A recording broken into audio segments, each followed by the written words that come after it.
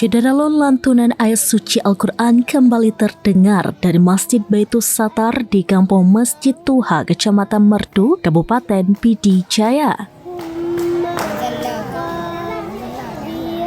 Suara itu menandai bangkitnya semangat anak-anak setempat untuk belajar mengaji, meski wilayah mereka belum sepenuhnya pulih dari bencana banjir bandang November 2025 silam.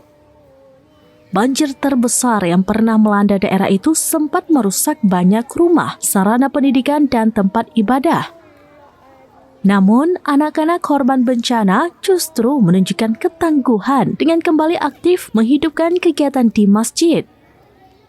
Hampir sebulan terakhir, mereka rutin belajar membaca dan menulis ayat-ayat pendek Al-Quran di bawah bimbingan guru. Suasana ceria dan semangat tinggi terlihat selama proses belajar. Keceriaan mereka menghidupkan kembali aktivitas keagamaan di Masjid Baitus Satar. Keaktifan anak-anak belajar mengaji pasca bencana juga mengirimkan pesan implisit tentang pentingnya menjaga kelestarian alam dan mencegah kerusakan lingkungan agar tragedi serupa tidak terulang.